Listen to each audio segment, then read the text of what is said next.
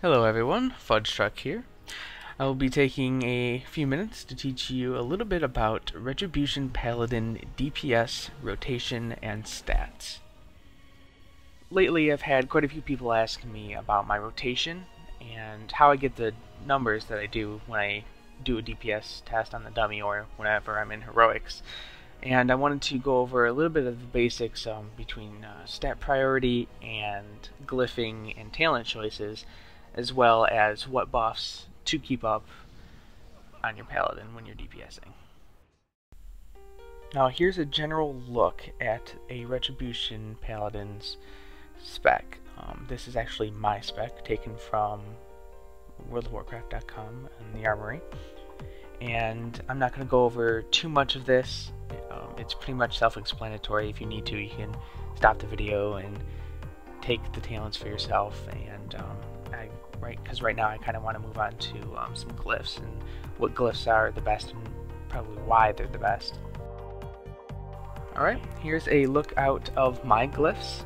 I've taken this from my own Retribution Paladin. I'm using Glyph of Seal of Truth, Templar's Verdict, and Exorcism. The biggest ones you want to worry about are these three. Seal of Truth gives you extra expertise. Exorcism is a better glyph than Glyph of Crusader Strike. It gives you more returns in the long run. If you want detailed information about that, I can always give you that in a later video or something along those lines. And Templar's Verdict. Templar's Verdict is basically your second best. The reason Seal of Truth is your first best is because it allows you to not have to reforge into extra expertise to get your cap of 26, and lets you in turn use those stats that you would otherwise be reforging into expertise to benefit yourself, such as mastery or crit, depending on what you're reforging from. Now I seem to get this question a lot. I get, what are the stats that I need to be focusing on? I talked to a paladin yesterday that asked me, why am I not getting the numbers that you're getting? And I simply said, well, what are your stats that you're looking at? Of course, you have your strength, which is your #1 stat. Secondly, you would worry about hit and expertise cap. Hit cap for us paladins is 8%, melee hit, and expertise cap is 26. It's easily obtainable with the Seal of Truth glyph. Very, very easy to get. Mastery, now all those aside, strength, hit, expertise, DPS wise, mastery is slightly better than crit due to its tons of different variables and everything like that. But right now, with our current tier, mastery is slightly better for us in the long run than crit. They're almost equal, so mastery and crit are very good. At the very bottom is haste.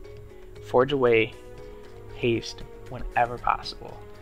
So if you got something with a bunch of haste on it in expertise, or a bunch of haste on it in mastery, or a bunch of haste on it in crit, take the haste off. If it has crit on it, haste, crit, take the haste, put it to mastery. Very simple. Just get more mastery when you can. If you're worried about hit cap and expertise cap, never gem for hit or expertise. Always keep it straight strength. Socket bonuses, you want, don't try for the socket bonuses unless it's 30 of strength, pretty much. Or 30 mastery, something along those lines. Other than that, you don't really need to worry about socket bonuses. Alright, here's a quick look at basically the 3 buff types that you want your Retribution Paladin to have at all times. Seal of Truth, of course, we all know, and Blessing of Might last for quite a while, and we basically just buff ourselves with it like normal. However, Inquisition is a huge part of our DPS and should always, absolutely always be up 100% of the time if possible. it can fall off for a couple seconds and still be, you will still be fine. You won't be a huge DPS loss, but you should be right there ready to put Inquisition back up. There are add-ons out there that help monitor buffs that you have and can help you monitor how much time is left on your Inquisition buff, so that you're ready to re-up it before it falls off, or right as it falls off. These should always be up all the time. Now, Seal of Righteousness, with Seal of Command in our talents, it does, currently right now it cleaves basically to 2 additional targets. As of the next patch, it will hit everything. At this current time in 4.1, Seal of Truth still is much better for AoE.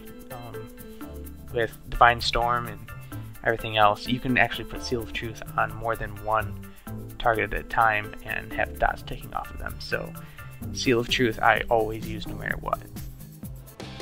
Alright, we're going to start our rotation here. Make sure I'm buffed up and ready to go. I'm using 354 item level gear. I have roughly 10k attack power, not the best, not the worst. When I go, I'm going to start with popping some cooldowns, my Guardian Raging Kings, and my Avenging Wrath.